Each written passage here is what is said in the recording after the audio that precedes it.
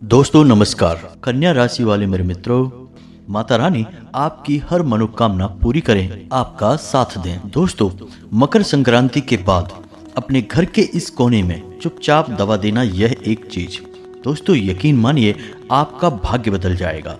पूरे एक महीने के लिए आपको केवल और केवल खुशखबरियां प्राप्त होंगी। आपके जीवन से हर परेशानी दूर हो जाएगी और सबसे बड़ी बात कि आप जिन लोगों और जिन चीज़ों से बेहद परेशान चल रहे हैं, उन लोगों की आपके सामने खड़े रहने की हिम्मत तक नहीं होगी। जी हाँ दोस्तों, आपका दुश्मन भी आपके सामने घुटने टेक देगा। मकर संक्रांति एक ऐसा पर्व है जो पूरे एक महीने के लिए होता है। अब आप ध्यान से समझिए, मकर संक्रांति तब कहते हैं जब सूर्य मकर राशि में प्रवेश करते हैं और पूरे 30 दिनों के लिए सूर्य मकर राशि में रहने वाले हैं। अब मकर राशि के स्वामी शनिदेव हैं।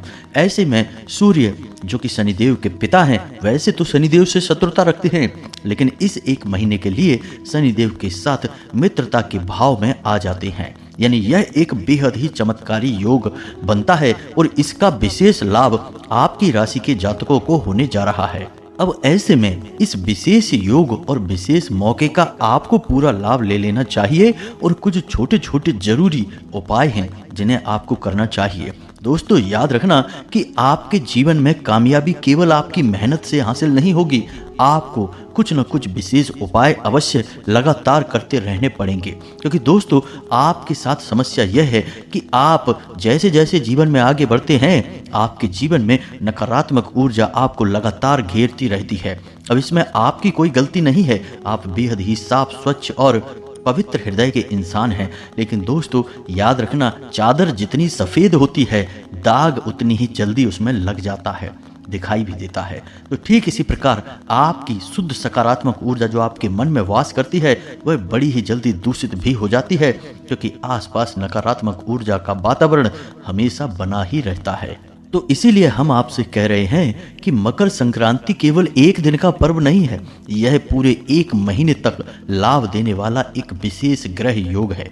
अब आप इसके महत्व को समझ जाइए और कुछ जरूरी उपाय जो हम आपको बता रहे हैं उन्हें कर लीजिए। इनके बारे में किसी से चर्चा नहीं करना है, चुपचाप बस इन्हें कर लेना है।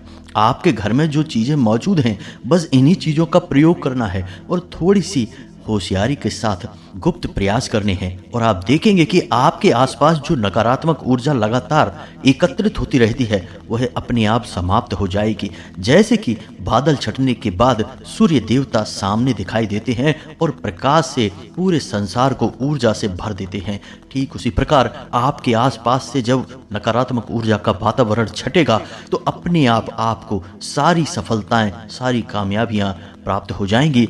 ना ही कोई आपके विरोध में रहेगा, ना ही कोई आपसे शत्रुता मानेगा। यानी कि केवल और केवल सकारात्मक चीजें ही, यानी कि केवल और केवल सकारात्मकता ही आपके जीवन में प्रवेश करेगी। कारण इसका यह है दोस्तों कि आपके खुद के अंदर कोई खोट नहीं है। आपकी पवित्रता, आपकी धार्मिकता, आध्यात्मिकता और कार्य को करने की विशेष लगन और योग्यता आपको हर मामले में कामयाब बनाती है। बस समस्या यह है कि आपकी राह में रोड़े हमेशा आते ही रहती हैं। लोग अक्सर आपसे जलते ही रहते हैं और आपकी राह में रोड़े अटकाते रहते हैं। अब कई प्रकार से लोग आपको पीड़ित और परेशान करते हैं। कभी रुपए पैसे को लेकर आपको परेशान करते हैं, कभी भावनात्मक तौर पर आपको परेशान करते हैं, कभी किसी अन्य प्रकार से आपको पीड़ाएं पहुंचाते हैं, पीठ के पीछे आपकी बुराइयां करते हैं, आपसे ही काम निकलवाते हैं, फिर आपकी ही बुराइयां करते हैं। तो इन सब बातों का आपके ऊपर, आपके कोमल मन पर बहुत गहरा प्रभाव पड़ता है। तो बस इन सब चीज़ों से आपको बचने की ज़रूरत है और इसीलिए आपको उपाय करने हैं दोस्तों। तो बस वीडियो को पूरा देखिए, मन में विश्वास रखिए दोस्तों।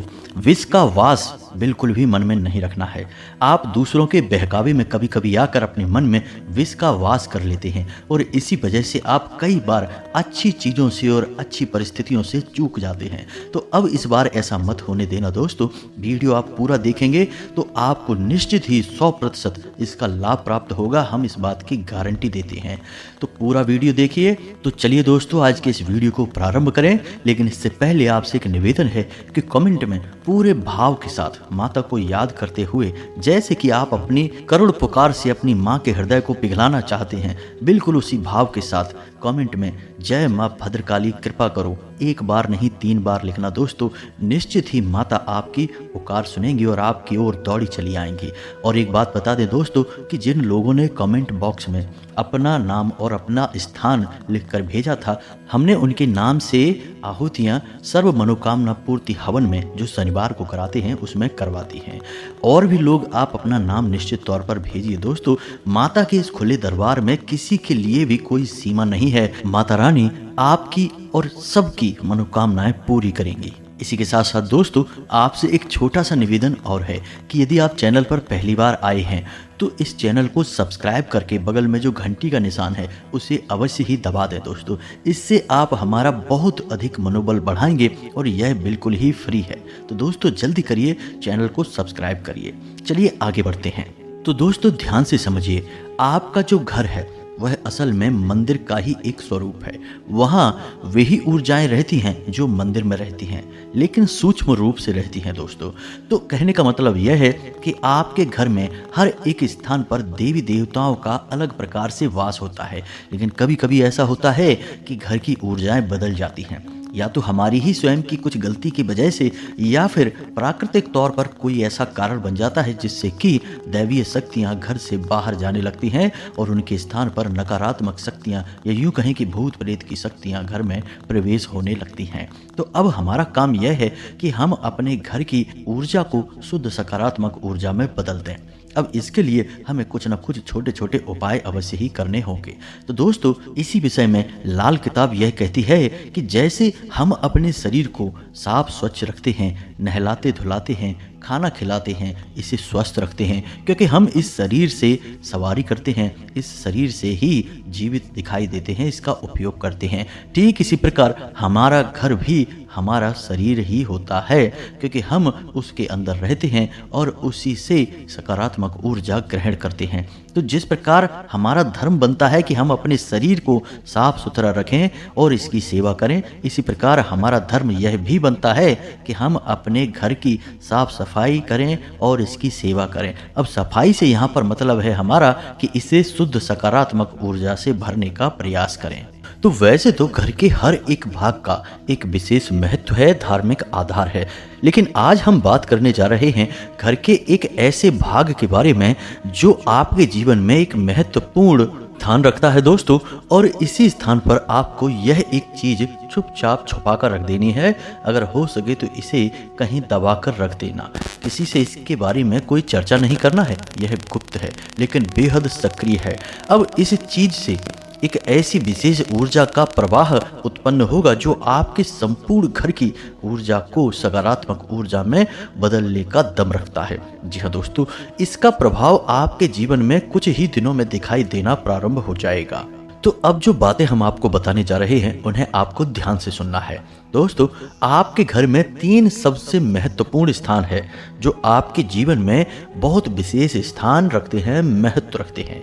सबसे पहला स्थान है आपके घर का ईशान कोण। जी हाँ दोस्तों, अब ईशान कोण के बारे में हम आपको अपने पिछले कई वीडियो में बता चुके हैं। छोटी सी झलक आपको इस बार फिर से बता देते हैं कि आपके घर की जो पूर्व दिशा है और उत्तर दिशा है उसके ठीक बीचों बीच जो एक कोण बनता है, एक कोना निकलता है, उसे ही ईशान कोण कहते हैं। ईशान कोण जैसा कि इसके नाम से ही पता चलता है, यह भगवान का स्थान होता है, ईश का स्थान होता है, ईश यानी भगवान। तो अब इस स्थान पर आपको साफ सफाई अवश्य ही रखनी होगी दोस्तों, क्योंकि दोस्तों ऐसा है कि एक दवा खा लेने से ही अगर बीमारी ठीक हो जाए तो हर रोगी को केवल एक ही गोली दी जाए और वह ठीक हो जाए, लेकिन ऐसा होता नहीं है। साथ में कई और प्रकार की दवाइयाँ भी दी जाती हैं जो सहायक होती हैं। बीमारी की तो एक ही दवा होती है, लेकिन अन्य दवाइयाँ शरीर में उस माहौल को उत्पन्न करती हैं ताकि दवाई जो बीमारी वाली है वह अपना काम कर सके। ठीक इसी प्रकार यह जो चीज़ है जिसके बारे में हम आपको बताने जा रहे हैं, इससे पहले आपको यह जरूरी बातें बता दें कि कुछ छोटे छोटे सुधार आपको अपने घर के अन्य स्थानों पर भी करने होंगे, तभी इस चीज का पूरा प्रभाव आपको दिखाई देगा। तो अब आप ध्यान से समझिए, ईशान कोण को आपको साफ सुथरा रखना है। यहाँ पर कोई भारी सामान नहीं रखना है और हो सके तो शाम के समय एक दीपक इस स्थान पर अवश्य जलाएं और हरे पेड़ पौधे आप यहाँ पर लगा सकते हैं। जी हाँ दोस्तों, आप चाहें तो यहाँ केले का पौधा लगा सकते हैं। प्रकाश की पर्याप्त व्यवस्था करें। अगर इस स्थान पर आपका कोई कमरा है जहां आप कोई हरियाली वाला पौधा नहीं लगा सकते हैं, तो फिर आप यहां पर हरे भरे पौधों वाली कोई फोटो या तस्वीर लगा दें। जी हाँ दोस्तों, अब याद रखना कि यह भगवान का कोना अवश्य है, लेकिन इस कोने में आपको भगवान की कोई फोटो या तस्वीर या कोई मूर्ति नहीं रखनी है, क्योंकि यह आपका पूजा का स्थान नहीं है। भगवान की फोटो या तस्वीर केवल पूजा वाले स्थान पर ही रखी जाती हैं। तो इस स्थान पर आप हरे भरे पौधों वाली कोई एक तस्वीर, सीनरी वगैरह आप लगा दें। अब इस स्थान के छत पर, यानी कि आपकी छत पर जो ईशान कोण बन रहा है, वहाँ पर आप हरे भरे पौधे लगा सकते हैं। केले का पौधा लगा सकते हैं, आप चाहें तो समी पत्र का पौधा लगा सकते हैं, या फिर आप बेल पत्र का पौधा भी लगा सकते हैं। तीनों पौधे अत्यंत धार्मिक महत्व वाले हैं, पवित्र हैं। तुलसी का पौधा आपको यहाँ नहीं लगाना है। यह कोण भगवान भोलेनाथ को समर्पित है और तुलसी को भगवान भोलेनाथ से दूर ही रखा जाता है। जी हाँ दोस्तों, यह शास्त्रों में विधान मिलता है। तो अब आपको तुलसी को कहाँ रखना है? यह तो हो गया आपके ईशान कोण का। इसे आपको साफ रखना है और इसे आपको जितना हो सके हल्का रखना है। कोई भारी सामान न रखें, जूते चप्पल वगैरह न रखें और प्रकाश की भरपूर व्यवस्था रखें। चाहे दिन हो चाहे रात हो, यहाँ एक बल्ब अवश्य जलना चाहिए, अंधेरा नहीं होना चाहिए। जी हाँ दोस्तों, अब ब्रह्म स्थान की बात करते हैं, जो आपके घर का केंद्र है, आंगन है और ठीक बीचों बीच में है। यहाँ पर तुलसी का पौधा अवश्य होना ही चाहिए, हर हालत में होना चाहिए। दोस्तों, ब्रह्म स्थान में यदि तुलसी का पौधा स्थापित किया जाता है तो उस घर में हमेशा ईश्वर का वास रहता है। जी हाँ दोस्तों, भगवान ऐसे घर को कभी छोड़कर नहीं जाते किसी भी हालत में। तो आप यहाँ पर तुलसी का पौधा स्थापित करें, यदि है तो ठीक है, नहीं है तो अवश्य करें। अब ब्रह्म स्थान पर भी आपको देखना है कि कोई गड्ढा ना हो, कोई गहरा स्थान ना हो, कोई भारी सामान ना रखा हो, जूते चप्पल वगैरह ना रखे जाते हों और इसी के साथ साथ दोस्तों किसी भी प्रकार की कोई गंदगी, मकड़ी के जाले वगैरह ना लगें। यह पवित्र स्थान है, ब्रह्म यानी ईश्वर। तो यह भी स्थान ऐसा है जो ईश्वर को समर्पित है, ब्रह्मा को समर्पित है। जी हाँ दोस्तों, तो अब दो स्थानों की बात हो गई, इनको आपको विशेष ख्याल रखना है। अब बात करते हैं तीसरे स्थान की, जो कि अत्यंत महत्वपूर्ण है, लेकिन इसके बारे में सबसे कम बात की जाती है। लोग इसके बारे में पता नहीं क्यों बात करने से बचते हैं, लेकिन हम आपको बता दें, यह स्थान है आपका बेडरूम। जी हाँ दोस्तों, जहाँ आप सोते हैं। लोग इसके बारे में छोटी मोटी बातें करके ही बच निकलते हैं, लेकिन इस बेडरूम से आपका गहरा नाता है। अब आप विचार करके देखिए, आपके दिन का सबसे बड़ा समय जो आप घर में बिताते हैं, उसमें सबसे बड़ा भाग आपके बेडरूम में ही बीतता है। दिन आप चाहे जहां बिताएं, लेकिन रात्रि आपकी बेडरूम में बीतती है, जहां आप सोते हैं। और जब आप सोते हैं उस वक्त आप कहां होते हैं? उस वक्त आप गहरी निंद्रा में जाते हैं। और निंद्रा में जब स्वप्न आते हैं तो वह क्या है? स्वप्न में आपका जो सूक्ष्म शरीर है वह स्थूल शरीर से बाहर निकलकर अलग अलग लोकों की यात्रा में जाता है। तभी तो हमें विचित्र दृश्य सपने में दिखाई देते हैं। कभी हमें अपने पुरखे पूर्वज दिखाई देते हैं और कभी कभी स्वयं भगवान के भी दर्शन स्वप्न के माध्यम से हो जाते हैं। अब ऐसा इसीलिए तो होता है दोस्तों, क्योंकि यह सब हमारे सूक्ष्म शरीर के बस की बात है। हमारा जो स्थूल शरीर है, जो भौतिक शरीर है, उस शरीर के बस की बात नहीं है। तो वह शरीर जब निंद्रा में जाता है तब हमारा सूक्ष्म शरीर इससे बाहर निकलता है। अब सोचो कि यह सब पवित्र क्रियाएं किस समय हो रही हैं और कहाँ हो रही हैं? आपके बेडरूम में, यानी आपके शयन कक्ष में। तो आपका शयन कक्ष एक पवित्र स्थान हुआ कि नहीं? लेकिन लोग इसके बारे में बात नहीं करना चाहते हैं। अब आप ध्यान से समझिए, शयन कक्ष में किसी भी हालत में गंदगी नहीं होनी चाहिए। रात्रि के समय जूठे बर्तन नहीं होने चाहिए।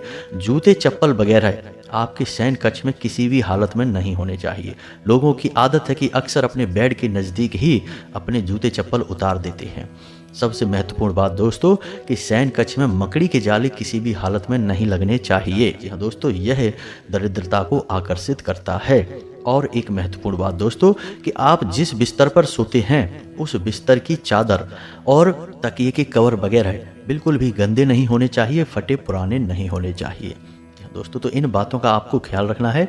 और एक बात कि आपके बेडरूम में झाड़ू नहीं होनी चाहिए। लोग अक्सर अपने बेड के नीचे झाड़ू छुपा कर रखते हैं। तो बेडरूम में झाड़ू नहीं रखनी है। साथ ही साथ दोस्तों किसी भी देवी या देवता की तस्वीर या फोटो भी बेडरूम में नहीं होनी चाहिए।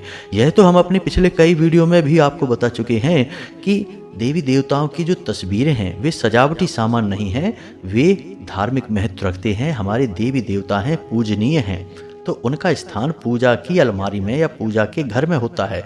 हर जगह उन्हें हम नहीं प्रयोग कर सकते हैं। यदि हम ऐसा करते हैं तो हम अपने लिए अनिष्ट को दावत देते हैं, दुर्भाग्य को दावत देते हैं। फिर हम कहते रहें कि हम तो खूब पूजा पाठ करते हैं, तब भी पता नहीं क्यों भगवान की कृपा हमें प्राप्त नहीं होती है।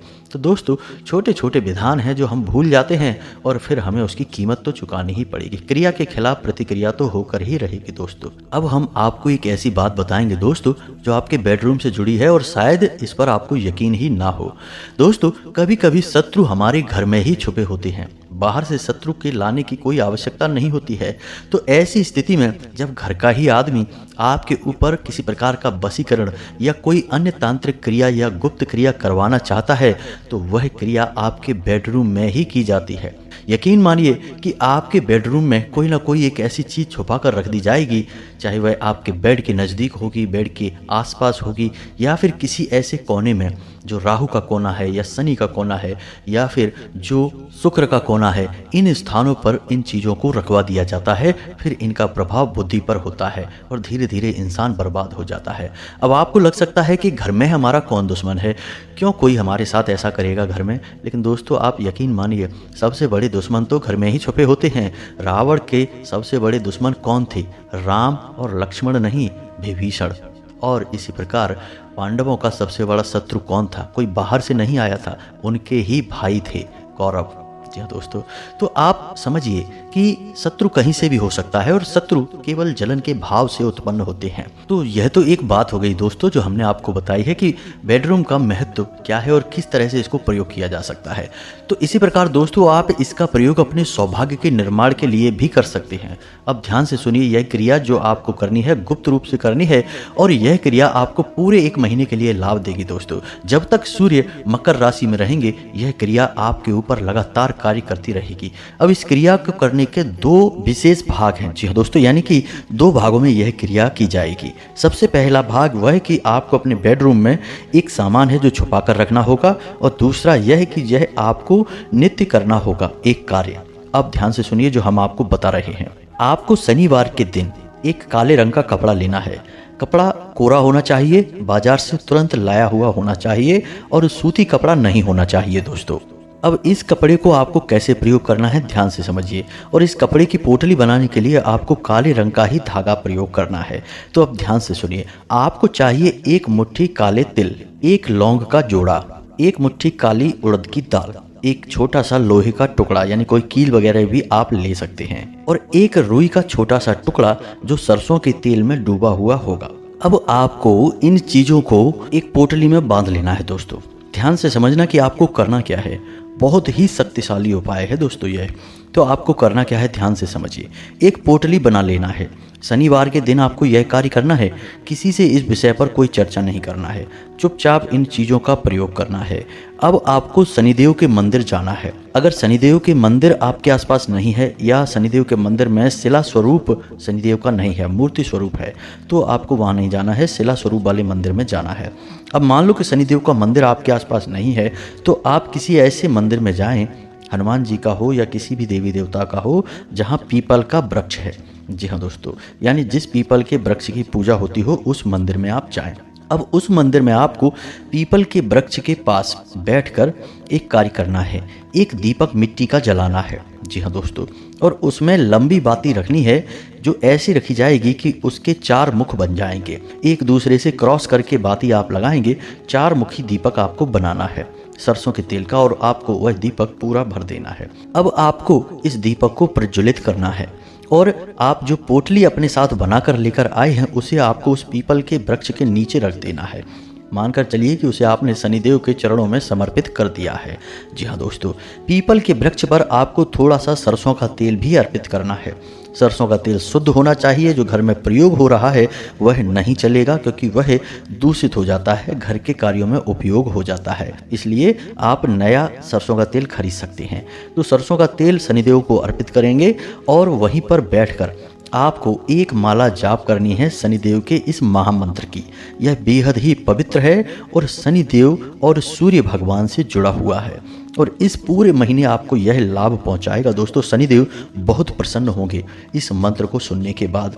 तो ध्यान से सुनिए, यह मंत्र आपके मोबाइल की स्क्रीन पर भी दिखाई देगा और हम बोल भी रहे हैं, तो ध्यान से सुनिए। मंत्र कुछ इस प्रकार है। ओम नीलांजन समाभासम रविपुत्रम यमाग्रजम छाया मार्तंड संभूतम तम नमामि शनैश्चरम। जी हाँ दोस्तों, ध्यान से सुनिए, मंत्र एक बार फिर से बोल रहे हैं। ओम नीलांजन समाभासम रविपुत्रम यमाग्रजम छाया मार्तंड संभूतम तम नमामि शनैश्चरम। दोस्तों, आपको इस मंत्र का एक माला जाप करना है। याद रखना है कि पूरे ध्यान के साथ आपको यह जाप करना है। मन में शनिदेव का विशेष ख्याल रखेंगे आप। याद रखिए कि यह पूरा वर्ष शनिदेव को समर्पित है। यह एक उपाय आपको वर्ष भर के दुख और तकलीफों से दूर कर सकता है, जीवन आपका संवार सकता है। तो आप इसे बेहद गंभीरता के साथ करें। इस उपाय के बारे में किसी से कोई चर्चा ना करें। तो अब ध्यान से सुनिए, आपको इस मंत्र का एक माला जाप करना है और उसके बाद आपको छाया दान की प्रक्रिया करना है। दोस्तों, छाया दान बेहद ही पवित्र दान माना जाता है शनिदेव के लिए। शनिदेव की माता का नाम छाया था, तो उन्हें यह दान बेहद ही पवित्र है। तो अब यह कैसे होगा, ध्यान से सुनिए। आपको मिट्टी का एक बड़ा दीपक चाहिए। उस पूरे दीपक को आप तेल से भर देंगे। सरसों का तेल होना चाहिए। सरसों के उस तेल से आप उस पूरे दीपक को भर देंगे और जब आपका यह जाप समाप्त हो जाएगा, उसके बाद आप उस पोटली को शनिदेव के आशीर्वाद के तौर पर अपने पास वापस उठा लेंगे, जो आपने शनिदेव के चरणों में रखी थी। और इसके बाद जब आपका संपूर्ण पूजा कर्म निवृत्त हो जाए, समाप्त हो जाए, तो आपको उस दीपक में अपना चेहरा देखना है। और वह दीपक जो आपने सरसों के तेल से पूरा भरा था, बड़ा मिट्टी का दीपक, उसे आपको शनिदेव के चरणों में पहले रख देना है। फिर वहीं पर रखे रखे उस दीपक में आपको झांक कर अपना चेहरा देखना है। जब आप अपना चेहरा वहां देख लेंगे तो थोड़ी देर आपको उसे देखते रहना है और उसके बाद आपको पीछे हटना है और हाथ जोड़कर शनिदेव को कहना है कि हे शनि महाराज, हमने अपनी छाया आपको दान कर दी है। इस प्रकार आपको केवल एक बार यह कहना है और सीधे अपने घर वापस चले आना है। ध्यान रखना है कि ऐसे में आपको पीछे मुड़कर नहीं देखना है, किसी से कोई बात नहीं करनी है, चुपचाप अपने घर में प्रवेश कर जाना है। घर में प्रवेश करने से पहले आपको पीछे मुड़कर नहीं देखना है, दाएं बाएं नहीं देखना है, सीधे अपने घर में आपको प्रवेश करना है। अब जब आप अपने घर में प्रवेश कर चुके हैं तो आपके पास वह पोटली है जो आप मंदिर से लेकर आए थे। उसे आप छुपाकर अपनी जेब में रखे रहें, किसी को बताएं नहीं, दिखाएं नहीं। फिर सीधे बाथरूम में जाकर अपना मुंह और हाथ धोएं। जी हाँ दोस्तों, यह आपको करना अनिवार्य है। अब इतना करने के बाद आपको जो पोटली आप लेकर आए थे उसे अपने बेडरूम में लेकर जाना है और अपने बेडरूम में आपको पश्चिमी दीवार पर, आपके बेडरूम की जो पश्चिमी दीवार है, उस दीवार पर किसी ऐसे स्थान पर आपको यह छुपा कर रखनी है पोटली जो किसी को दिखाई ना दे। जी हाँ दोस्तों, किसी सामान के बीच में आप दबा कर रख दें और पूरे 1 महीने तक यह पोटली वहीं रखी रहेगी।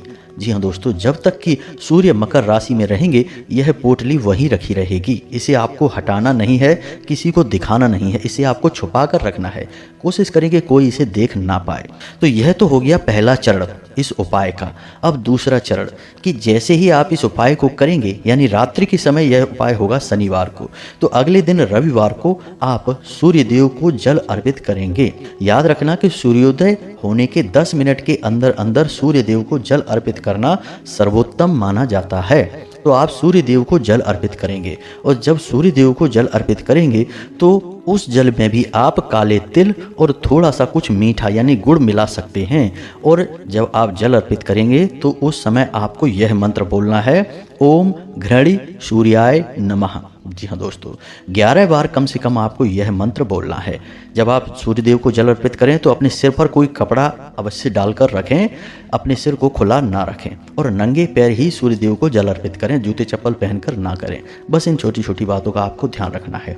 अब लगातार आपको पूरे 1 महीने तक सूर्यदेव को जल अर्पित करना होगा। यह करना ही पड़ेगा आपको, तभी आपको पूरे लाभ प्राप्त होंगे।